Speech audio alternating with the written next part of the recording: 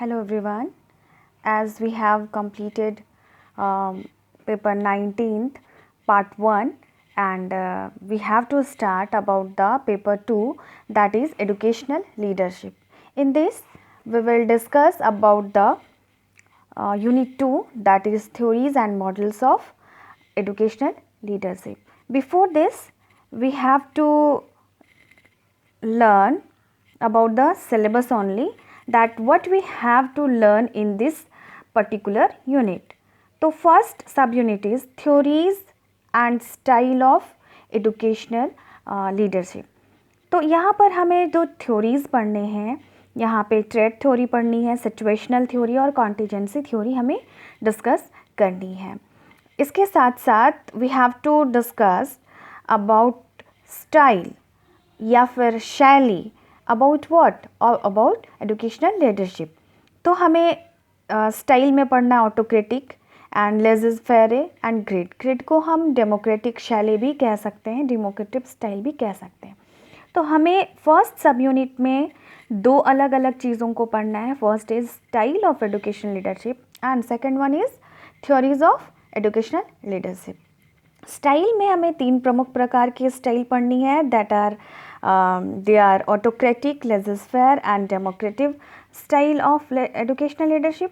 And theories में हमें तीन प्रमुख थ्योरीज़ को पढ़ना है, that are trait theory, situational theory and contingency theory. तो today we will start with the style of educational leadership. First of all, we have to discuss for learning about the style of leadership or educational leadership, we should know actually what is leadership. मैं बहुत ही संक्षेप में आपको leadership के बारे में बताऊंगी, क्योंकि आप इसकी पहले अध्याय में इसकी चर्चा विस्तृत रूप से कर चुके हैं. तो what is leadership? Leadership means leading people, लोगों का नेतृत्व करना, उनके आगे रहकर नेतृत्व करना. देन इन्फ्लुएंसिंग पीपल, लोगों को प्रभावित करना, इन्फ्लुएंस करना with your decision, with your talk and with your work. Then commanding people, लोगों को कमांड करना या निर्देशित करना. देन गाइडिंग पीपल, लोगों को मार्गदर्शन देना. तो ये सारी चीज़ें लीडरशिप में आती हैं. क्या क्या? नेतृत्व करना, प्रभावित करना, कमांड करना मीन्स निर्देशित करना, और मार्गदर्शन करना आ जाता है लीडरशिप में. देखिए यहाँ पर थोड़ा सा हम डिस्कस करेंगे about the what are the difference between leaders and manager. Leaders do the right things, leaders क्या करते हैं? सही कार्य करते हैं. And managers do things right, जो चीज़ों को सही करते हैं. ओके, जो भी स्थिति और चीज़ें हमारे पास होती हैं, जो सिचुएशन होता है उसे सही करते हैं. Second point is focuses on people. Leader जो है वह लोगों पर फोकस किया जाता है, केंद्रित किया जाता है, जबकि मैनेजर जो है वस्तुओं पर या चीज़ों पर फोकस करते हैं, मटेरियल थिंग पर करते हैं. लीडर्स लोगों को इंस्पायर करते हैं, उन्हें प्रेरित करते हैं, जबकि मैनेजर क्या करते हैं? कंट्रोल करते हैं. उन्हें कंट्रोल मीन्स उन्हें निर्णय लेने के लिए या फिर किसी कार्य को करने के लिए उनको बाधित करते हैं, हम यह कह सकते हैं. ओके, देन ये इनोवेटिव होते हैं, इनोवेट करते हैं, नए तरीके से कार्य करने की कोशिश करते हैं, और ये एडमिनिस्ट्रेटर करते हैं.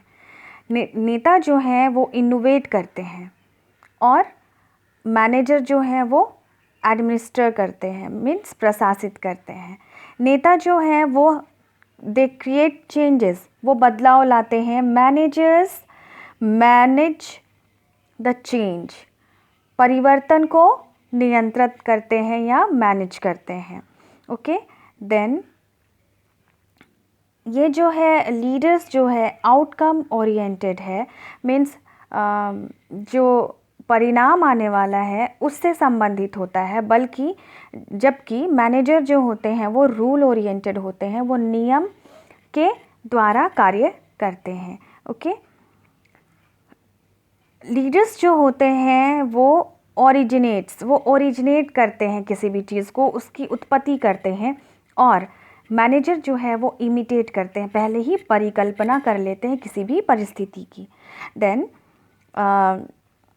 Leaders shows a direction, leaders सही दिशा दिखाते हैं, जबकि ये मैनेजर जो होते हैं वो प्लान्स एंड बजट, वो पहले योजना बनाते हैं और उसकी बजटिंग करते हैं, और आफ्टर दैट उस क्षेत्र पे वर्क करते हैं। तो ये कुछ खास अंतर है। लीडर्स के जो ट्रेट होते हैं, ट्रेट थ्योरी में हम पढ़ेंगे, फिर भी हम एक डिस्कशन कर लेते हैं कि लीडर्स कैसे सक्सेसफुल होते हैं। तो सबसे पहले हम देखेंगे लीडर एक मेंटोर के रूप में काम करते हैं, वो मोटिवेटर के रूप में काम करते हैं, वो आपके लिए एज अ कोच वर्क करते हैं, वो आपको इंस्पायर करते हैं, वो आपको सिखाते हैं, they teach, they use to do team work, वो एक टीम वर्क करते हैं, समूहन में कार्य करते हैं, उनका एक अपना विज़न होता है, और दे लीड बाय एग्जाम्पल, वो उदाहरण प्रस्तुत करके नेतृत्व करते हैं और फाइनली सक्सेस तक पहुंचते हैं। तो ये सारे गुण किसी भी लीडर्स में होना चाहिए। तो लीडरशिप स्टाइल क्या है? तो हम कह सकते हैं कि what are the factors for selecting leadership style. Leadership style का चयन करने के लिए क्या क्या कारक हो सकते हैं? तो पहला कारक leadership style for the selection of leadership style, first is objective that need to be achieved, एक ऐसा उद्देश्य जिसे हमें प्राप्त करने की आवश्यकता है। देन फॉलोअर्स, जो हमें हमारे अनुगामी हैं। ओके, देन सिचुएशन, स्थिति, तो हमारे जो फॉलोअर्स होते हैं, अनुगामी, और जो स्थिति होती है, और उसके साथ साथ हमारे क्या उद्देश्य हैं जो हम अचीव करना चाहते हैं, इन तीनों कारकों को लेकर हम लीडरशिप के स्टाइल बनाते हैं। तो इन जनरल हम 3 तरह के स्टाइल के बारे में आज डिस्कशन करेंगे। First is autocratic style, second one is democratic style of leadership, and third is laissez faire style of leadership. तो let's start with the autocratic style of leadership. Autocratic मतलब स्वयं द्वारा निर्णय किया जाना, या स्वयं पर आधारित रहना, या किसी और पर डिपेंड नहीं रहना। यहाँ पर एक तरह की मोनोपोली आ जाती है। तो आइए हम ऑटोक्रेटिक स्टाइल ऑफ लीडरशिप के बारे में जानें। In this leader makes decision without reference to anyone else. यहाँ पर जो नेता होता है वह स्वयं बिना किसी के हस्तक्षेप के अपना निर्णय लेता है, लेने के लिए स्वतंत्र होता है। Then second one is team agreement not needed. यहाँ पे समूह की सहमति की कोई आवश्यकता नहीं होती है in the type of autocratic style. Then demotivation, alienation of staff as they cannot question decision or give suggestion। यहाँ पे एक तरह का डिमोटिवेशन है जिसमें यहाँ जो टीम होती है या जो स्टाफ होते हैं, जो कार्यकारिणी गण होते हैं, उनका ना ही हस्तक्षेप बर्दाश्त किया जाता है और ना ही आपसे यह अपेक्षा की जाती है कि आप उस निर्णय को लेकर के कोई सवाल पूछेंगे। ठीक है। Then valuable when quick decision are needed और high level of management control are needed. यह तब बहुत ज़्यादा मूल्यवान हो जाता है जब हमें क्विक डिसीज़न लेने की आवश्यकता होती है। जैसे कि अभी कोरोना वायरस को लेकर के बहुत सारे डिसीज़न क्विकली लिए जा रहे हैं, चाहे वो लॉकडाउन के हों या 1 डे कर्फ्यू के हों, और ये डिसीज़न जो है हमारे लिए बहुत लाभदायी हो रहे हैं। इसका एक उदाहरण ऑटोक्रेटिक का हम ले सकते हैं। जो डिसीज़न लिया गया है कोरोना के पक्ष में, लॉकडाउन के पक्ष में, यह ऑटोक्रेटिक नहीं है, but this is a quick decision जहाँ पे सभी लोगों की सहमति को शायद ही बहुत महत्व मिला है। ओके, तो हालांकि यह डिसीज़न सारे सरकारों से ली गई है, राज्य सरकारों से ली गई है, लेकिन this it is a very quick decision.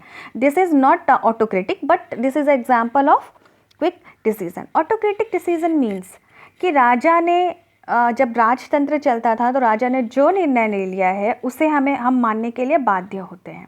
Okay, तो this is a type of autocratic style, मतलब स्वयं द्वारा निर्मित स्टाइल हम इसको बोल सकते हैं. देन डेमोक्रेटिक स्टाइल, ये पार्टिसिपेटिव होता है.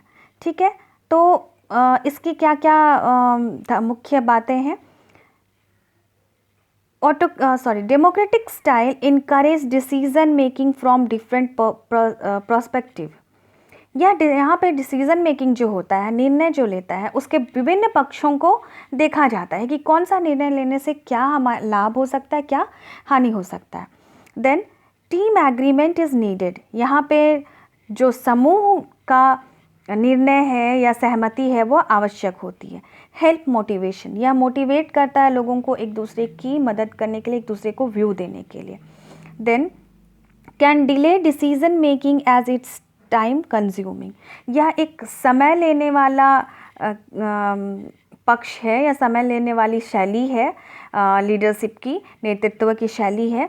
सो डिसीजन मेकिंग जो है वह थोड़ा लेट भी हो सकता है. This is not quick decision making. Okay, then next is it's next point is need knowledgeable and skillful team members. इसके लिए हमें स्किलफुल मतलब कौशलपूर्ण और जो चीज़ों के बारे में जानकारी रखते हैं ऐसे लोगों की आवश्यकता होती है समूह में. तो ये है democratic style. Then let's discuss about the laissez faire style. Free rein style, इसको फ्री रेन स्टाइल भी कहते हैं. मतलब यहाँ पे क्या होता है कि यह निर्णय जो लेने की क्षमता है वह किसी एक लीडर पर निर्धारित नहीं होता है, किसी एक लीडर पर आश्रित नहीं होता है, जबकि यह होता है the leadership responsibilities are shared by all. यहाँ पे लीडरशिप की जो रिस्पॉन्सिबिलिटी है वो प्रत्येक पर निर्भर रहती है, ना कि किसी एक व्यक्ति पर. Then leader doesn't involve with people other than the provide resources और एडवाइस इफ़ रिक्वायर्ड. जब हमें किसी डिसीज़न की आवश्यकता होती है या हमें किसी अदर रिसोर्स एडवाइस की ज़रूरत होती है तो यहाँ पे लीडर को इन्वॉल्व नहीं किया जाता है या उसके डिसीज़न को इन्वॉल्व नहीं किया जाता. यहाँ सर्वसम्मति में सर्वपक्ष से जो सलाह लिया जाता है, जो उससे उचित डिसीज़न होता है किसी भी कार्य को लेकर के, उस पक्ष को माना जाता है. It can be useful when team members are highly capable, able to analyze the situation, and close mentoring of decision is not needed. यहाँ पे क्या होता है कि यह बहुत ज़्यादा उपयोगी तब होता है जब समूह का प्रत्येक व्यक्ति जो होता है हाईली कैपेबल होता है और अपने आप में नेतृत्व के गुणों को रखने वाला होता है. Okay, then not situational for lesser experienced employees or poor self motivational people. यह जो कम एक्सपीरियंस एम्प्लॉय होते हैं या फिर जो स्वयं को अभी प्रेरित नहीं कर पाते हैं, खुद में उनकी क्षमता नहीं हो पाती है आत्मविश्वास की, उनके लिए यह बिल्कुल भी सही नहीं है. तो इसका ये जो है हम जो कहते हैं ये जो लेज़ेज़-फेरे स्टाइल है, इसको हम कहते हैं अबाउट द व्हाट, इसे हम कह सकते हैं कि फ्री टू डू इट.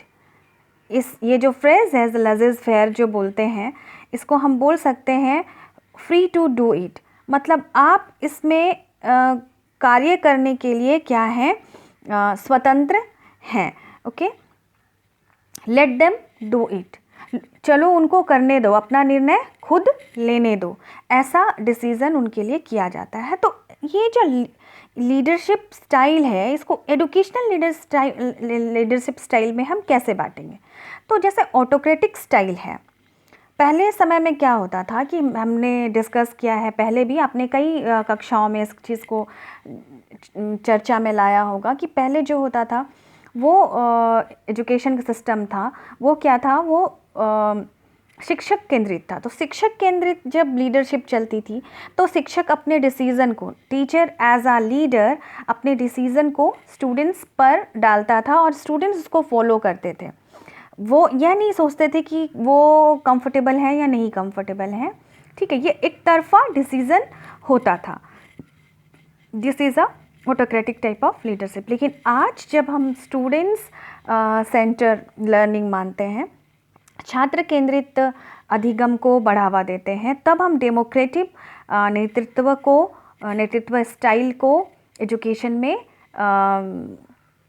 बढ़ावा देते हैं। जैसे कि अगर हमें सिलेबस बनाना है तो यह निर्णय हम प्रत्येक व्यक्ति, प्रत्येक शिक्षाविद, चाहे वो शिक्षक हो या हायर लेवल में एजुकेशन सिस्टम के चेयरमैन हो या चेयरपर्सन हो, उन सभी के द्वारा मिलकर सभी के डिसीज़न को समझकर तब फिर निर्णय लिया जाता है। बच्चों को कौन सा पाठ्य पुस्तक देना है, किस क्षेत्र के बच्चों को किस प्रकार की भाषा में पढ़ाना है, ओके। देन छात्रों की लर्निंग स्टाइल क्या होनी चाहिए या किस टेक्निक को यूज़ करना है, किस तरह से हमें एजुकेशनल इंस्टीट्यूशन को मैनेज करना है, इन सभी का निर्णय एक ऐसे स्वतंत्र रूप में लिया जाता है जिसमें ना सिर्फ शिक्षक बल्कि ऊंचे स्थान पर बैठे हुए चेयरपर्सन जो कि बुद्धिजीवी हैं, जो एजुकेशन के क्षेत्र से जुड़े हुए, और साथ साथ छात्र नेताओं को, जो छात्र हैं उनके भी ओपिनियन को लिया जाता है। उसके लिए कई सारे सर्वे किए जाते हैं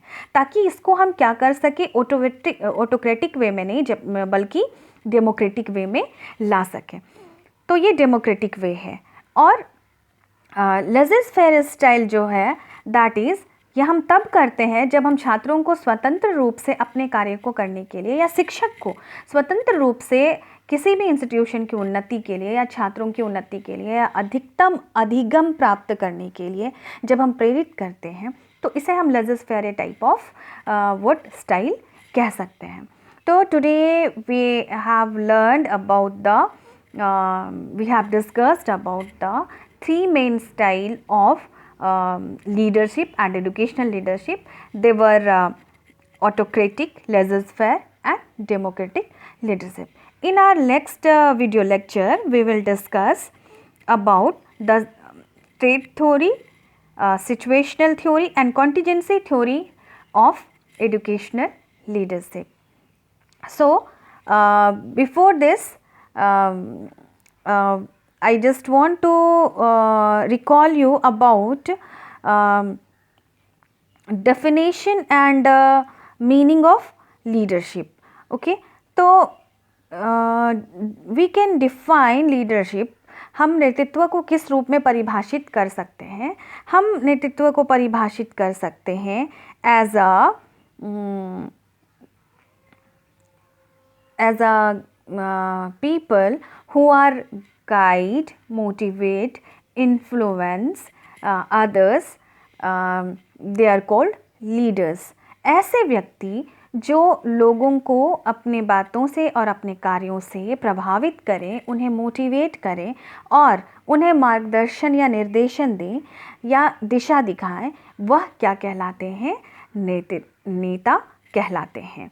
और नेतृत्व की क्षमता की अपनी एक कैपेसिटी या कैपेबिलिटी होती है, जिसको हम इस प्रकार से समझेंगे कि नेतृत्व करने की जो क्षमता होती है, ओके, नेतृत्व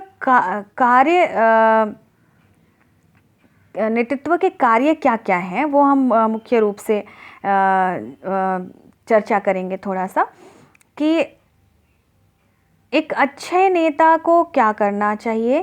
नेतृत्व के गुण तो हम करेंगे ही, पर इससे पहले हम नेता मुख्य रूप से 4 कार्य करता है, यह कहते हैं Chester Barnard. According to Chester Barnard, they said कि नेता क्या करता है? उद्देश्यों का निर्धारण करता है। दे यूज टू मेक ऑब्जेक्टिव्स, वो किसी भी कार्य के लिए ऑब्जेक्टिव्स बनाते हैं। वह साधनों का कुशल प्रयोग करता है। नेता के कार्य में पहला कार्य है उद्देश्यों का निर्धारण, मेक डिसीजन और make objectives. Then second one is साधनों का कुशल प्रयोग, means whatever resource we have, they are able to consume them sustainability के आधार पर उसका उपयोग करते हैं, या हम कह सकते हैं इसको कि रिसोर्स मैनेजमेंट करना उनको आता है। देन कार्यवाही के साधनों का नियंत्रण, तो whatever resource they have they can control them for their work, for achieving their objectives. Okay, then समन्वित कार्यवाही की प्रेरणा, वह कोऑर्डिनेटिव वर्क करते हैं, वह एक तरह से समन्वित कार्य करते हैं जो कि डेमोक्रेटिक वे में चलता है। तो और फॉलेट के अकॉर्डिंग किसी भी नेता को 3 कार्य करना चाहिए। हमने देखा था बर्नार्ड के अकॉर्डिंग 4 कार्य करना चाहिए। फॉलेट के अकॉर्डिंग हमें किसी भी नेता को 3 तरह के कार्य करना चाहिए। फर्स्ट इज़ तालमेल, ठीक है, तालमेल बनाना मीन्स कोऑपरेशन रखना, देन उद्देश्य की परिभाषा, ऑब्जेक्टिव को डिफाइन करना, देन पूर्वानुमान, उसको क्या करना चाहिए, किसी भी चीज़ का पूर्वानुमान कर सकना चाहिए, उसको किसी भी चीज़ को, किसी भी स्थिति को आज और आने वाले कल के साथ प्रिडिक्ट करने की क्षमता होनी चाहिए। वी कैन से कि they should able to make hypothesis about anything. तो आज हमने देखा है कि एक नेता कौन होता है, नेता के क्या कार्य होते हैं और नेतृत्व की क्या क्या स्टाइल होती है।